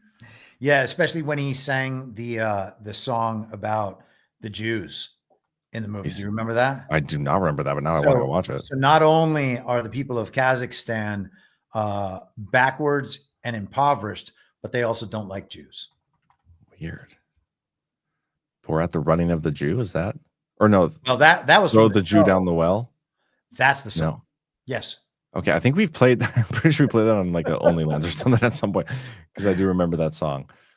But again, that's the way that they are portraying this place to us. And you can say, okay, well, that's a one-off for the Kazakhstan thing, but it's not a one-off with Russia. It's not a one-off in the Middle East. And in terms of the Venezuela thing, the 3rd season of Jack Ryan was about that. Oh, that's right. Yeah. And that's just a show about a CIA hero who's going to set things right in global politics in the regime's favor, always. Yeah. Actually, I love that actor from The Office, obviously. And then when he started doing that, it was like this weird CIA propaganda. That season especially was really just immediately weird. Yeah. Yeah. I mean, it wasn't a terrible series, but yeah, once you recognize the propaganda, it's hard to unsee it. Anyway, okay, let's keep going. Did you know that Joe Biden began radiation therapy on his prostate? I did hear that, but I was also told many months ago when it was announced that he had cancer that it was the most aggressive kind and in a very extreme stage, and that he could go any day. So maybe he has I won't say it. Never mind. Actually, I'll say it. I was going to make a comment about him having superhuman interior skeletal and structure like Charlie Kirk does, probably. That's probably why. Like the Man of Steel kind of thing. Yeah, kind of like a Man of Steel. Kind of it's also possible that Joe Biden is an animatronic robot with, very good makeup and what do they call it in films? I can't even think of the costuming. Prosthetics? Yeah, prosthetics. That's what it is. Nice. I knew of something you didn't. That's probably first. Yes. It could be autopens just don't have prostates, actually. The whole story's made up. Yeah. But anyway, what else are we going to talk about? I do want to get to the menu, but I feel like we had at least a couple more stories before that. There was the Michael Ellis thing. Oh, yeah. Do you have that pulled up, or did you text that to me? I don't remember. I definitely texted it. Yeah, I texted it. Okay, let me pull this up. I'll send it over to Telegram here quick. Because you guys should know who Michael Ellis is by now. I have talked about him numerous times in my series, especially my part 23, which, by the way, guys, devolution.link is still down. GoDaddy cannot get their shit together. But you can go to, this is devolution.link when you go there. If you go to devolution.us, we just bought us the other domain until they get the first one up and running. Then we'll just keep them both up. And it's the same exact website. So check that out. But part 23, I talk about Michael Ellis. If you recall, he is the guy who he worked with Ezra Cohen Watnick to help unmask stuff and the people that Obama or whatever were digging into. He did that for Devin Nunes, so he's working with Cash Patel at the time. But he was the guy who at the very end of Trump's term, they put him in there at like the very end of his term, trying to get him to be the attorney at, was it the, oh, where was it now? Hold on. The NSA. The 11th hour placement of Michael Ellis in the NSA is one of those other moves that we had talked about. They tried to put him in the NSA. General Nakasone wouldn't do it. Chris Miller came in and like ordered him to do it. And so they did. But then as soon as the Biden administration got in, they canned him. Like he was there for 24 hours or something crazy. He leaves, goes to Rumble. He's been at Rumble now he was at Rumble for like 3 years or something. Got to know Chris Pavlovsky really well. Chris speaks very highly of him. When Trump gets into office, and over at the CIA, they bring him in as the deputy director underneath John Ratcliffe. And then now we have this story. Whoops. Open in the right browser. Here we go. So this is from over the last refuge. Well, there's also I think that the initial reporting was from the New York Times. Here, maybe this one's better to open. I'll send it to you on Telegram. Oh, here we go. I think I got it already. Oh, I just got to archive it. This one. Yeah, I mean, if you have it, cool. Why can't I find? It's in your Telegram now, too. Okay. Well, CIA deputy director has replaced agency's top legal official with himself. It's not clear what is behind the move by Michael Ellis, a Trump loyalist. A legal ethics specialist said it could raise conflict of interest issues. Of course, they would say that. Adam Goldman. How's this guy always writing all the everything? Michael Ellis, the deputy director of the CIA, has abruptly demoted a career lawyer who had been serving as the agency's acting general counsel since January and installed himself in that role, according to people familiar with the matter. Mr. Ellis, who played a role in a series of controversies during President Trump's first term, is also retaining his position as the number 2 official at the CIA. John Ratcliffe, the agency director, had to authorize or could have overridden the move. It's not clear what is behind Ellis taking control. This, I want to find the name of the guy. It's funny that they mentioned that Ratcliffe could have overridden the deal or the move. Yeah, this is interesting. I want to find the guy that they demoted. Is it Liz? No.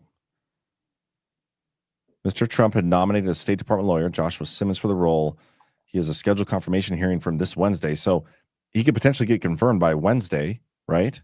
Or they'd vote shortly thereafter. This is going to be a pretty short-term replacement. So the question really is, what was the urgency behind it? Why not just wait a few days? What was the guy that was in this position before him doing that led to his demotion? Yeah, I don't know. Or what was he about to do? Yeah. So I want to find who they actually replaced.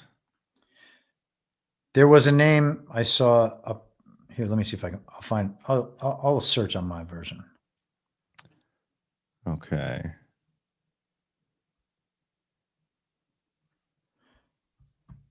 Hold for processing. Let me just look up CIA General Counsel. CIA.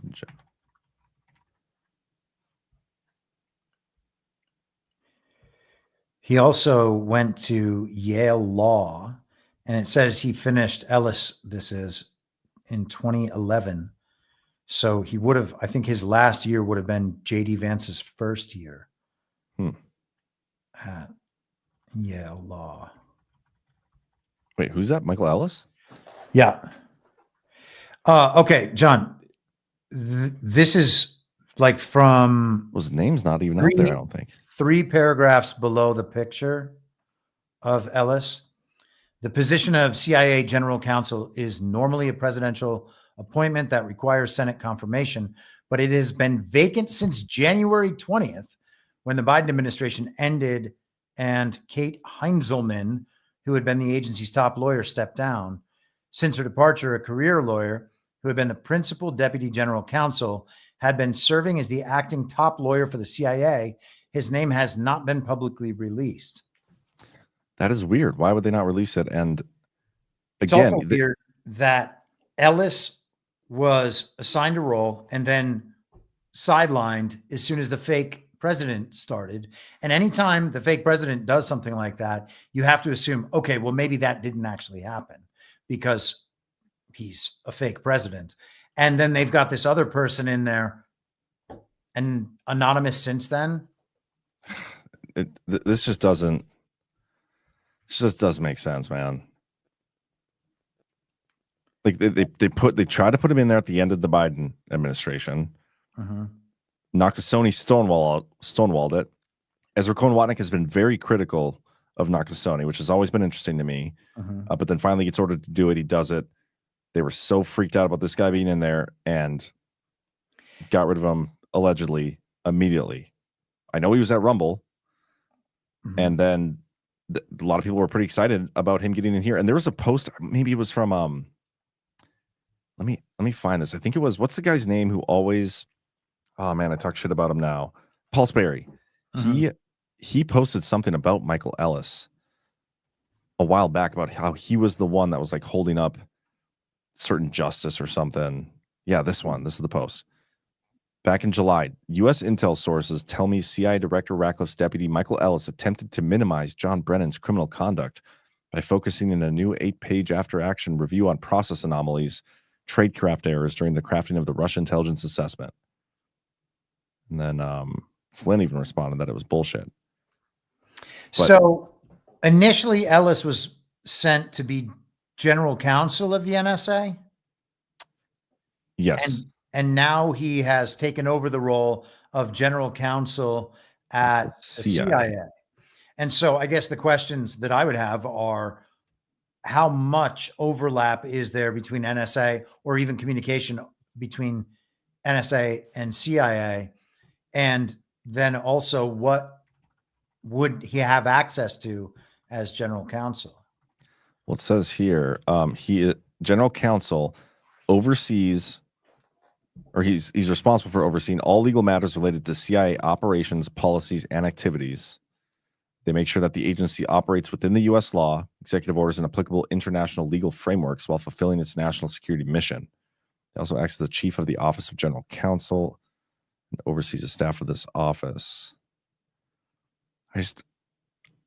Is this something he could not have done as deputy director? Because aren't they like, I don't know. I mean, there's definitely at least something that we are not locating right now. Well, there's this when it comes to the appointment of both. CIA is a presidential appointee with Senate confirmation. NSA general counsel is generally a senior career civil service position, although they are trying to, there's debate about whether they're going to change it to match the process for the CIA. CIA counsel manages issues related to human intelligence and covert action. The NSA general counsel oversees legal matters related to signals intelligence, surveillance, and cybersecurity. I don't know. It's just interesting. That name is interesting to me. He's part of the hit list squad and the outer fringes of them, considering all the roles he was in. He was working with Derek Harvey. He was working with Ezra Cohen-Watnick. There was overlap with Kash Patel when they were doing all the Russiagate stuff. Devin Nunes. Like, he's in that mix. And then Chris Miller, who is Chris Miller's chief of staff at the end. Kash Patel. I mean, there's just a lot of overlap with a lot of key people. Then he goes to Rumble. And their overlap with TMTG and all this. It's a big old clusterfuck. Now it's with John Ratcliffe. Like, the whole thing is just, I don't know. Yeah. Interesting. I don't know what to think of it, but one day we might have all of those blank spaces from the Biden era filled in. I hope so. That'd be great, but I'm not getting my hopes up that we'll get there. There was one other story that we were going to discuss before we did Dominion. And it was the other thing you sent over having to do with kind of a Devo proof. And this is something that Ghost of Based Patrick Henry had posted about. Let's pull it up here. That is this. Ghost of Based Patrick Henry says, well, actually, let me read the story first. Breaking. Leaked files reveal secret Israel-Arab military alliance build under U.S. watch while Israel was massively bombing Gaza, Washington Post. The documents show they were secretly training with Israeli forces for years, all under Washington's nose. The files reportedly reveal a quiet network linking Israel with 6 Arab nations, Bahrain, Egypt, Jordan, Qatar, Saudi Arabia, and the UAE through U.S. Central Command's regional security construct. The group met from 2022 to 2025 for joint drills on air defense, tunnel warfare, and countering Iran's influence. Meetings took place in places like Bahrain, Egypt, and even Qatar's Al Udeid airbase, where Israeli officers were flown in quietly to avoid public outrage. Isn't that the one that they bombed? Which one? In the retaliation strike? They bombed like all of them, I thought. Hold on a second. Or who are you talking about? What this makes me think of is a couple things. Well, first of all, when Trump had Mar-a-Lago raided and they listed a bunch of the stuff that he had on him, like the classified documents, I'm pretty sure there was one that had to do with Iran. And then there's that story that came out about that the psyops that they were basically going to do, the special operations that they were going to do under the Biden administration, having to do with basically psychological warfare against Iran. Do you remember that? I'll see if I can find the story. That base is, by the way, the base that they hit right next to in the response to the bombing of the Iran nuclear facilities. After, they talked and they were like, hey, can we hit your base with a missile? And they're like, yeah, all right. I mean, the whole thing is ridiculous. So Netanyahu went there. The meeting for this Arab and Israel military alliance that we're just finding out now happened under Joe Biden. Like they worked that out at the same air base that then they later hit with a missile. Doesn't really make sense, huh? Doesn't make any sense whatsoever. But take a look at this. This is the story I was talking about from November 24th of 2021. Former U.S. president approved covert Pentagon plan to begin shadow war with Iran. According to Western media reports on November 23rd, during the final month of his term as U.S. president, Donald Trump signed off on key parts of a secret Pentagon campaign to conduct sabotage, propaganda, as well as psychological and information operations in Iran. The secret campaign was intended to undermine the Iranian people's faith in their government, as well as shake up the regime's sense of competence and stability. However, before signing off on the secret sabotage campaign, Trump reportedly acknowledged that would have to be carried out by the incoming Biden administration. It remains unclear whether the new administration has pursued Trump's approved operations. Fascinating stuff. But then Ghost comments on it here is this. Right when the Muslim Ummah was united or has united against Israel, the Washington Post, the #1 CIA Mossad propaganda outlet, puts out a story that claims that the Arabs have a secret military alliance with Israel against Iran. It's not a secret. It's called the Abraham Accords. And the only reason the Republican establishment supported it was because it was pitched as an alliance against Iran. Now Trump is talking about Iran joining the Accords, and the Arabs have become close allies of Iran ever since the October 7th false flag. Use your discernment when observing these events. Nice. Good job, Ghost. That's a good post. Yeah, this looks like the sort of thing you could say. Oh man. Nice. I spelled your name wrong. Damn it. What a disaster. There you go. There you go. Now it's memorialized. Yeah. You all heard it. Now it's on Twitter forever. It's true. So yeah, I mean, if you want to talk about Devo proofs, there's something going on in there. For sure. All right. Let's also, unless you get.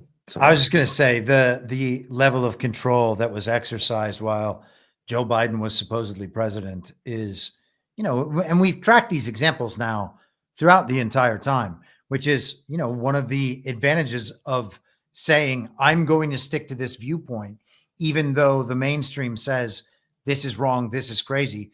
Well, if we hadn't stuck to the viewpoint, we would still be playing at the speed of the television. And instead we're having conversations like this one, instead of trying to figure out like whether or not Jimmy Kimmel is back on television. Is he back on television? Do you know?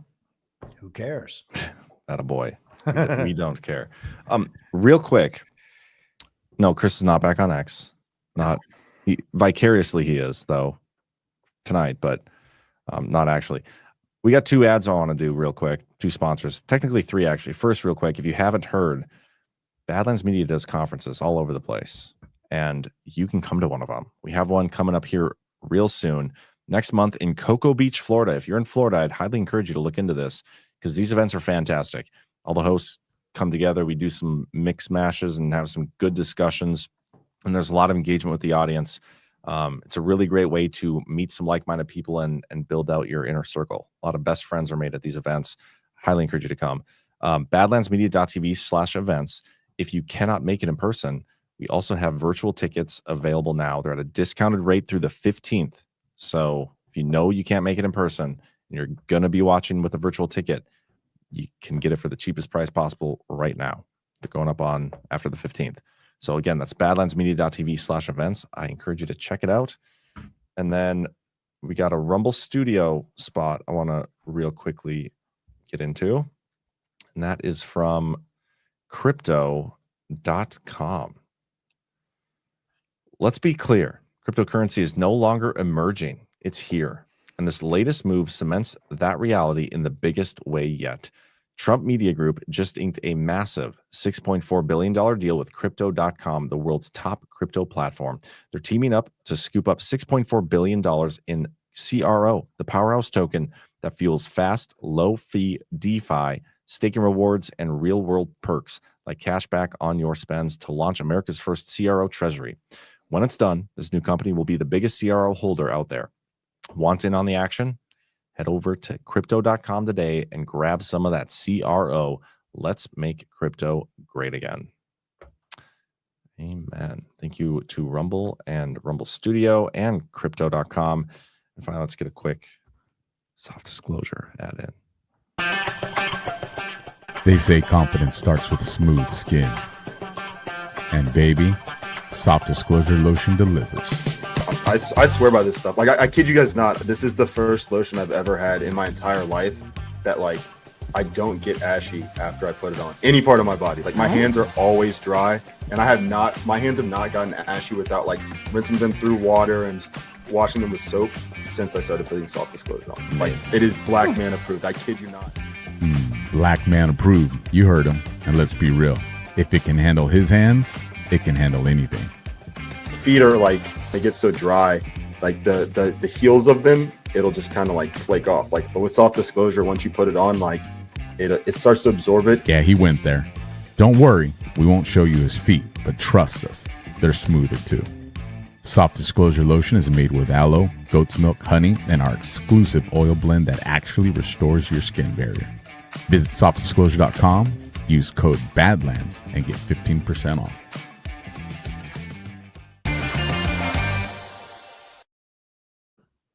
There you have it, guys. Get yourself some soft disclosure. The stuff is awesome. The lotion, the deodorant, the tallow bar. We're also working on a few other new products. And go to the website. Just check out the reviews on these things. They're real people, real reviews. Cheryl and Annie have been doing some fantastic work. I can vouch for it. It is also white man approved. It's not just black man approved. It's white man approved. So check it out. Softdisclosure.com. But all right, let's take a look at this story, because I am curious what your thoughts are. There are rumors, Chris, that you think our elections are kind of fraudulent, and yes. I was wanting to give you the opportunity tonight to address those rumors and say if they're true or not. But let's read this story first. Dominion Voting Systems sold to Missouri-based firm led by former GOP election official.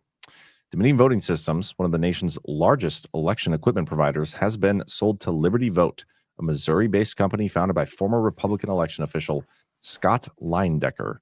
Leindecker, who previously developed software to help poll workers verify voters and check them in at polling sites, described the acquisition as a step toward restoring faith in U.S. elections. I'd love to see that. Liberty Vote signals a new chapter for American elections, one where trust is rebuilt from the ground up. He said, adding that the company's technology would emphasize paper-based transparency, security, and simplicity. Technology. That's the key word. Guys, we don't want that part of it. Liberty plans to conduct a full review of Dominion's equipment before the 2026 midterms and will rebuild or retire machines as necessary. Dominion machines were used in 27 states during the 2024 election. Leyendecker has longstanding ties to the Republican leadership in Missouri. Blah, blah, blah, blah. I guess we probably read this. Never mind. Former Secretary of State Matt Blunt appointed him to investigate St. Louis elections administration after the 2020 election and later named him the city's Republican election director. Do we know if he found anything in that investigation? I have not looked into that at all. I'll check that out here in a second. Ed Martin, a Trump ally, chaired the St. Louis Board of Elections during Leyendecker's tenure.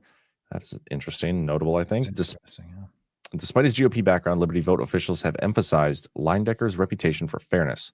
Nevada's Secretary of State Cisco Aguilar, a Democrat, called him open, honest, and transparent. I got to say, if somebody like that is giving him an endorsement, it's probably not the best look. As part of the deal, Liberty reportedly asked Dominion to resolve several defamation lawsuits stemming from claims about the 2020 election. Dominion recently reached undisclosed settlements with Rudy Giuliani, Sidney Powell, and One American News Network. Liberty spokesperson said the acquisition does not require regulatory approval. Give it to us, man. What do you think? I think that the need for those settlements is especially interesting. I mean, I don't know how all that stuff went down, but the fact that these issues are linked, I think is important. Who knows when the conversations for this actually happened? I guess it was announced in September, but it could have happened earlier than that. At least that's my understanding. If someone wants to correct that, by all means, go ahead. Ash and I talked about this a bit on Daily yesterday, and I don't know anything about this Leyendecker character. Maybe he is a pure red-blooded American patriot. We can all hope that that's the case. If he is fair about elections, it's probably from a sense of patriotism, because the other people involved in elections predominantly, whether they are Republican or Democrat, and they're almost always Democrat, are not about fair elections because they're not patriotic. They just want their political cause to take power. Go ahead. His investigation ended up with 50 fraudulent votes turned over to the U.S. Attorney's Office. Well, you know, depending on the case, maybe that was meaningful. But in terms of the machines, that's the real question. There have been ops from both sides to discredit the machines. There's no reason to believe that the machines are credible and produce reliable and accurate results that reflect our votes. And the paper ballot aspect only matters if you get through the semantics of paper ballots, because they consider it a paper ballot if they give you a blank piece of paper, then you stick it into a machine, do all your choices online. It prints your quote unquote vote out in a barcode, and then you stick it in another machine that counts it. Okay, well, that's not really a paper ballot. I didn't vote on paper. No one counted that by hand. None of that is what people care about when they're talking about paper ballots. That's just a receipt for what the machine says it did, and we have no way of knowing it. It's a black box. And so if that problem's not solved, then there's no reason to believe that the machines are valid, right? Totally agree. I mean, we've been talking about this issue for so long, and I don't think a new guy owning election machine equipment is not going to change my opinion about how election machines impact our elections. Like, to me, I don't care unless he's going to expose it, unless he's going to get rid of it. Like, if you're buying the company to make sure that they no longer exist and never use it again, and you're just, what was the phrase somebody said?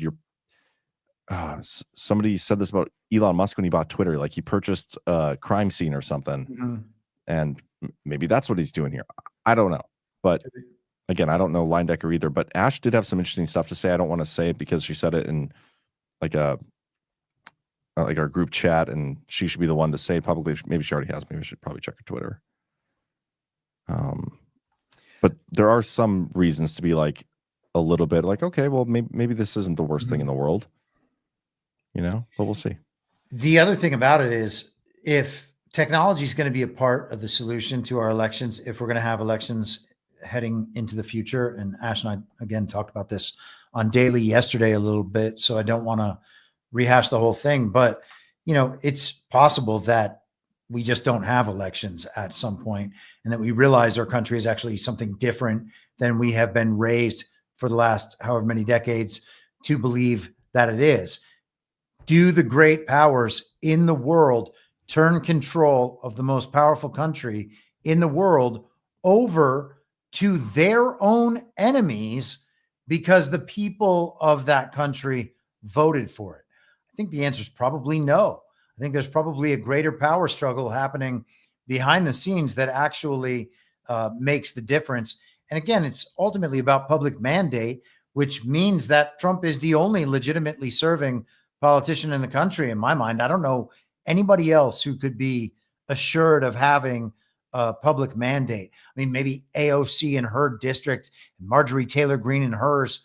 I don't know. But that's the only legitimacy there. So if technology is going to be part of the solution in the future, and it comes with something like blockchain or Bitcoin verification, or however you prefer to see that thing rolled out. I don't know if blockchain voting is a good idea or not, but I wouldn't want to cut something like that off just because I've decided that all machines are bad no matter what. Yeah. Well, I get that sentiment. I mean, we've had this discussion about blockchain too, and it's fun to watch Ash and G Money go back and forth on some of that stuff. I don't know what the answer is. I just know it's not the system we have in place currently. I also think that Trump does have some idea or some solution, or at least I hope he does, because it'd be kind of silly if he didn't. Like, there's got to be something there at the end of this. He's not just going to be like, okay, we're going to get through all the way exposing the election machines. We're going to fix it. We're going to fix voting in America, in the world, whatever, but then not have like what it looks like to be fixed, if it's even possible. So there's got to be something there. I don't know what it is. And I don't know enough about the line Decker guy to make a judgment on whether this is a good move or not. We should have talked to Ash and had her on. Well, it's interesting, the timing too, because there is a gubernatorial election in New Jersey and another one in Virginia in 3 weeks. And actually that'll happen just a couple of days before we do GART down in Cocoa Beach. And so that'll be interesting. We'll get to see what the results were, and we'll be able to discuss that. I would suspect that it's going to look like the Republicans will win both of those races, and then they will be announced for the Democrats. And that is hopefully going to cause people to understand once again that the elections are not real and that they are illegitimate, because at some point we're just going to have to take a lesson. Somebody on my Truth Social was asking me earlier, like, well, what is it going to take? You saying we shouldn't vote? Do whatever you want. I don't care if you vote or not. Why would I care about that? I'm not trying to talk to people to get them to give me their political power. Okay. I don't care if you vote for the thing I want. I don't care if you believe the thing I want. I don't care about any of that. So of course I don't care what you do with your vote. If you're going to throw it away by voting or throw it away by not voting, it's entirely irrelevant to me. But, what are we going to see in a month? How many times is it going to take us seeing that before we take the lesson? Oh, hey, this is clearly not the way to fix things. Yeah. Also, I mean, I could totally see them doing the opposite, though.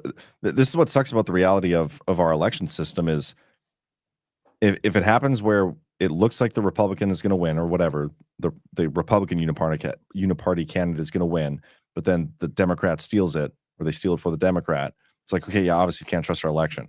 But because we can't trust our elections, if the Republican wins, I'm gonna be like, well, okay, they gave us that one so that we'd stop talking about how fraudulent elections are. It's the same thing they did with Trump. Until we get something in place that we know for a fact we can trust our election system, there's no reason to trust either result. And the position that they're in, I don't see why they would give us the gimmies or like, okay, so we have two big gubernatorial races. Like there's gonna be a lot of focus on those. They're not gonna want to draw attention to the issues of our elections this close to the midterms. Like, when are those midterms again? Like a year from now? I don't, if they're gonna obviously steal elections, you do it for those midterms, so you don't have to worry about it till afterwards. Well, yeah, and we might have a preview of that this time around. And we had kind of a preview of that in the 2021-2022 cycle on these same these gubernatorial races and then the midterms the following year. We also have our boy Mom running for mayor in New York, and he's gonna win that one too. Our boy Mom, yeah, our boy Mom.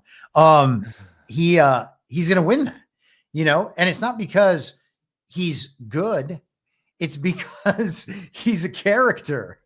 And I mean, I don't know. Somebody just said, "This is boring. Why are they not playing Battlefield 6?"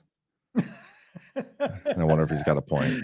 Well, who knows? He probably came over from the featured page on Rumble. I think we are the featured page on Rumble. And that's probably the problem.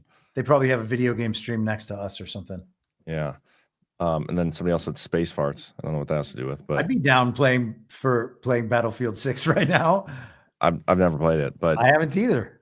Have you ever played Age of Empires? Because we were talking on one of the power hours how we should all do a stream on that or something. Damn, that would be kind of cool. No, I've looked into it a few times before, and I always thought it was really interesting. And maybe there was like a really old one of those. Did Age of Empires start like 25 years ago? Yeah, and I think Age of Empires 2 is like it's the second one. It's like one of the older ones. Like I used to play it when I was in junior high or high school or something. Okay, yeah. So I think maybe I played that. Yeah. Yeah. And you like go around attacking other people's castles and stuff. Yeah, like you'd have your villagers, and you have to like get wood and all the resources and shit, and then build your army up, and then is that like Civilization too? I don't think I've ever played Civilization. Maybe it's just Age of Empires. I'll have to look. But speaking of Civilization, I never played it, but I do remember Ezra Cohen Wadnick because he's one of the few guys that I have alerts on social media, and apparently they came out with a new one of those games, and he was like tweeting about it. And how awesome the game is or something. I wonder if I can find it. Civilization. Of course I can't. Was it Civilization 2 or something? Or I'll find it later. But let me show you Age of Empires, see if this clicks for you.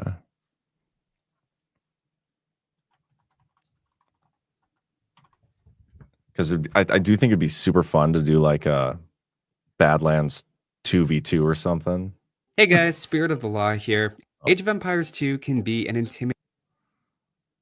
Does this look familiar? Yeah. Hell yeah. Okay, we got to get into it. Just for the user who berated us about not playing Battlefield 6, what was his name? Zayaba. Gonna start doing gaming streaming. If we're going to do gaming streaming, it's got to be from computer games from like 30 years ago. That's the way to do it. I'm into that. Anyway, anything else you want to discuss tonight? Man, I don't know. I don't think so.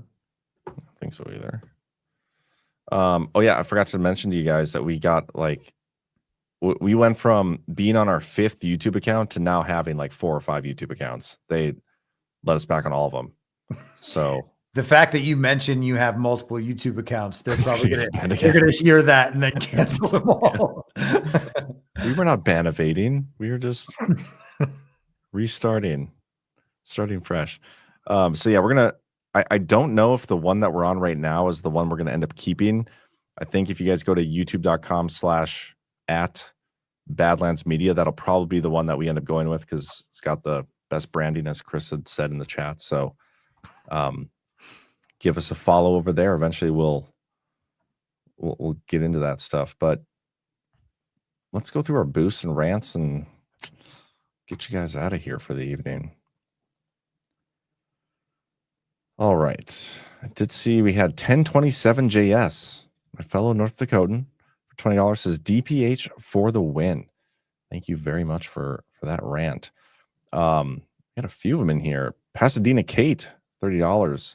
Says, congratulations on your anniversary, John. I dug up your old X22 interviews on Devolution where I first saw you, and you've come a long way. You're doing a great job, and it's a big deal to have started your own media company. Keep going strong. Thank you, Pasadena Kate. Trump NATO for $100. Thank you. Congrats on the anniversary. I've been there from the start and have enjoyed the added content. My beautiful wife started watching a few months ago and she loves you guys. Hope we can all meet at GART in Vegas. Yeah, Vegas will be, I think, next September. Whoa. Yeah, did I forgot to mention that stuff? We do have a couple of the conferences planned out for next year. We're still looking on 2 locations. But if you go to our website, badlandsmedia.tv/events, on the right side here, we have upcoming dates. We have Deadwood booked Like the deposits down in Vegas as well. September 17th to the 20th. Deadwood is June 25th to the 28th. We are hopefully soonish going to have exact dates for the spring and fall one as well.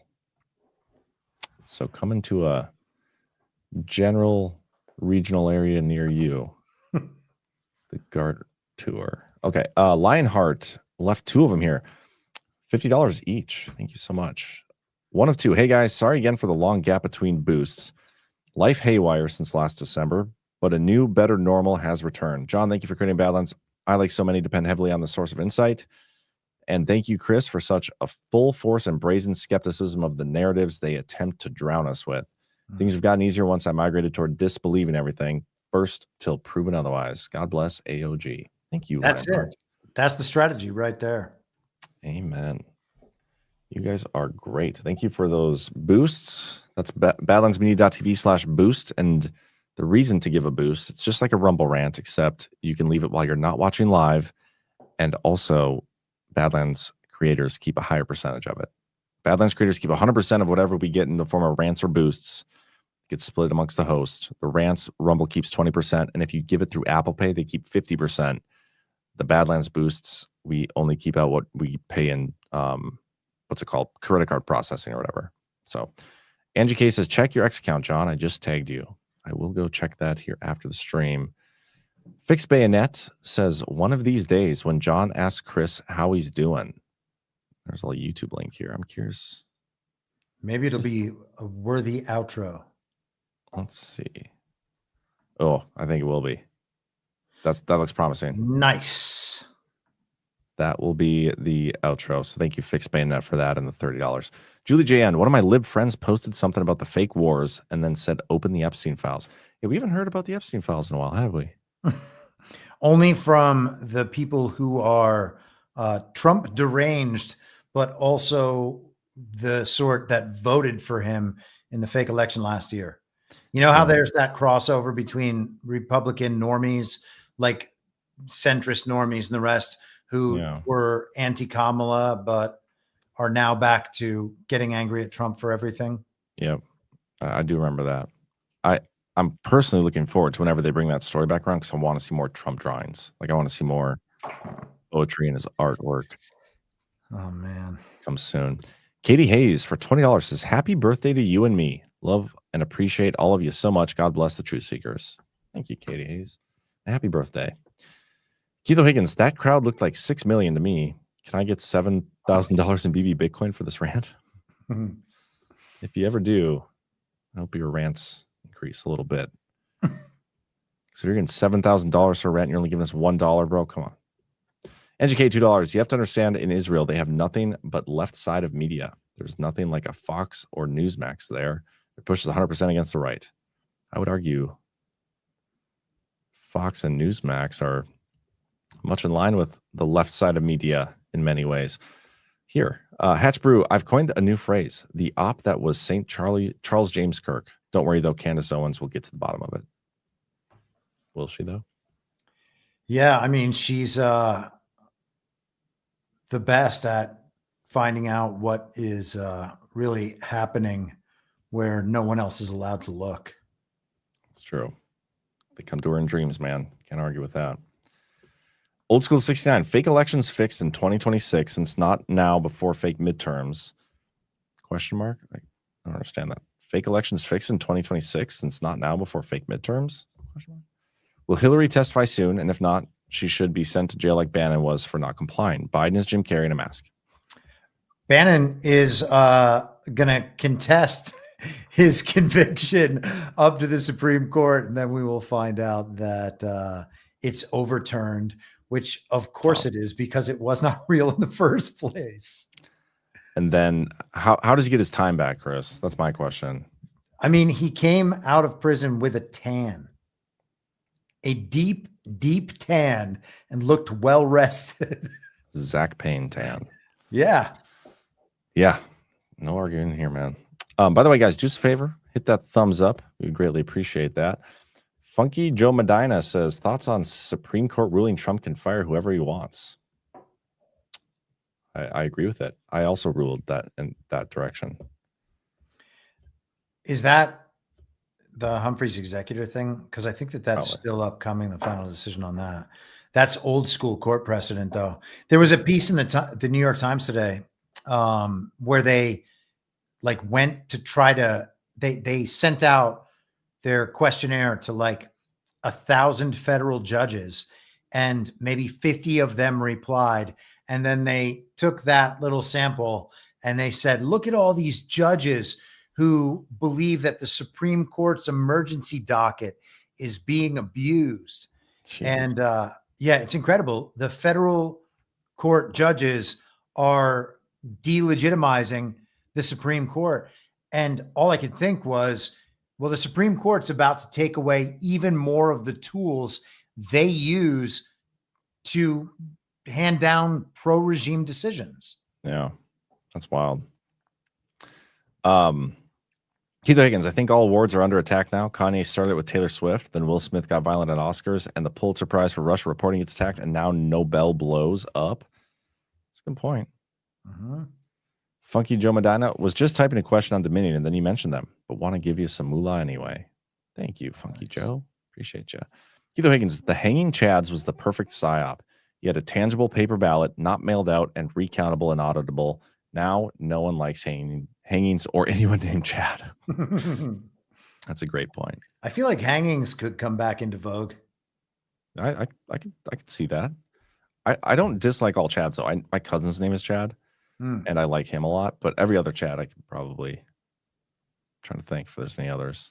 The Chad meme is cool though. That's a fun one. I do like Chad meme. I think we should do one more Rumble Studio ad. Okay. There's one out here that I forgot about that I want to get into, and it's that pickaxe.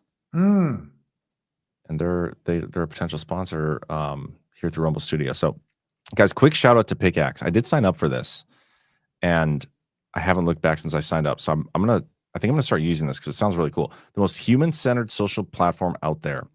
If you're done fighting algorithms just to reach your own audience, Pickaxe puts you back in control. No data mining, no shadow bans. You are the algorithm. You decide what gets seen. Right now, Pickaxe is web-based, but the app is dropping soon on iOS and Android. So this is the perfect time to build your audience. And for my fellow Rumble creators, you can link your Rumble channel directly to Pickaxe so your shows post live in real time right on your Pickaxe feed. The Rumble videos even play directly in the Pickaxe news feed. No clicks, no redirects, just instant engagement. Plus, Pickaxe is built in monetization paywalls, affiliate links, and revenue sharing that actually rewards you, not big tech.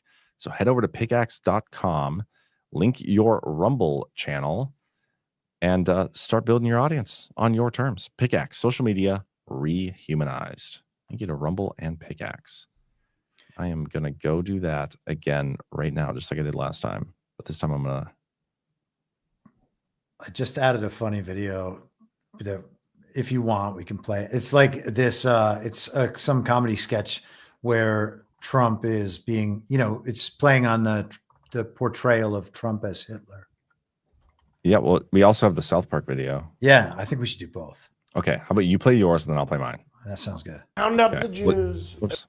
You guys have a great rest.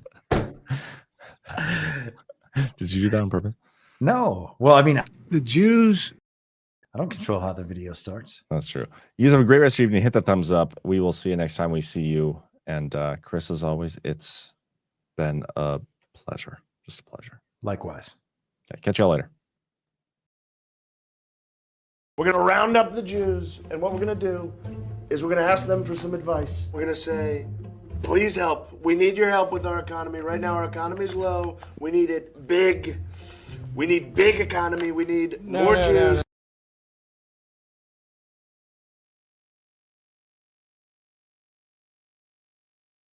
Tonight, so let's just get on with the execution. Oh no, we have to stall him. More! Yeah, more! Oh, you big sillies. You want to see more of me? Yeah, big gay out! Big gay out! Big gay out! Big gay Well, I do have a little song I wrote about the war. Oh, but we haven't rehearsed. Sing it! Yeah, sing it! Oh, I can't. Sing the fucking song! Well, all right. If you insist, I'll sing my song. I believe it goes a little bit like this. Bombs are flying. People are dying. Children are crying. Politicians are lying too. Cancer is killing. Texaco's spilling. The whole world's gone to hell, but how are you? I'm super! Thanks for asking.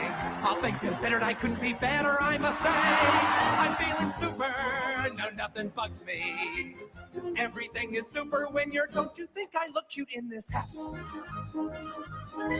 I'm so sorry, Mr. Cripple, but I just can't feel too bad for you right now, because I'm feeling so insanely super that even the fact that you can't walk can't bring me down. He's super, thanks for asking.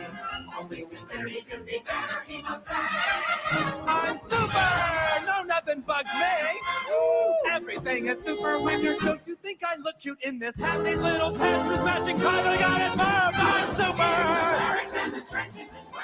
Stick 'em up. Houses, you have to tell. Skittles.